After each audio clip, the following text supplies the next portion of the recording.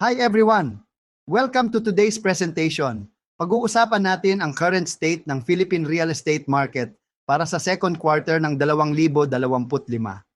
Tatalakayin natin ang economy, office sector, residential, retail, industrial, investment opportunities at future trends. Based ito sa data mula sa Cushman at Wakefield Market Beat Report Quarter 2 2025. Isa, economic backdrop. Unahin natin ang economy kasi kung malakas ang ekonomiya, malakas din ang real estate. 5.5% ang GDP growth ng Philippines this Q2 2025.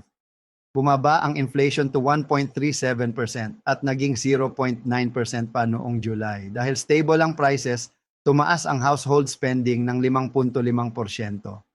Malakas din ang services sector, 6.7% at agriculture, 7.0%.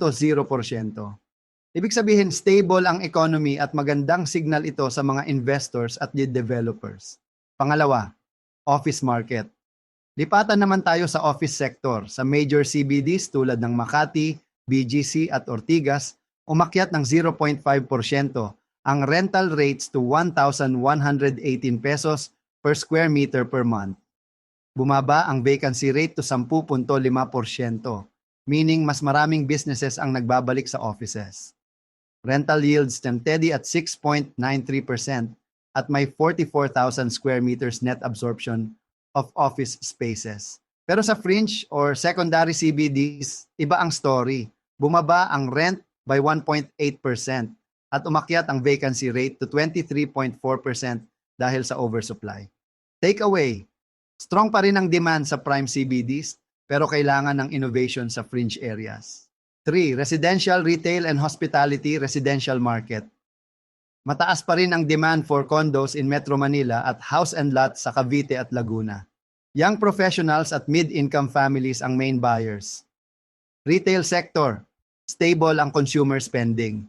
Nagsishift ang malls to experiential formats, more dining, entertainment, at lifestyle spaces. Tourism and hospitality, nagre-recover ang tourism. Dumadami ang hotel developments sa Panglao, Bohol at Clark, Pampanga.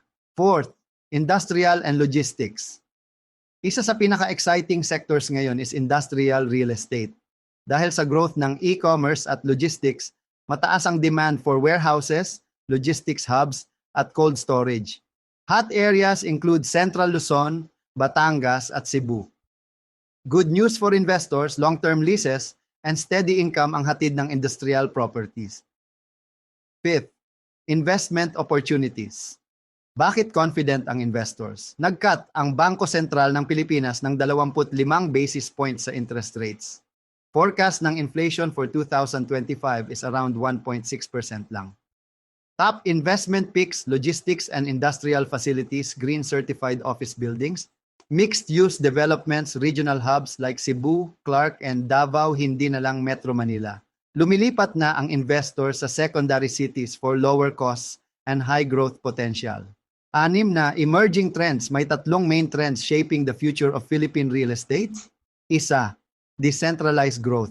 Hindi lang Metro Manila ang focus, lumalakas ang markets sa Cebu, Iloilo, Davao, at Clark.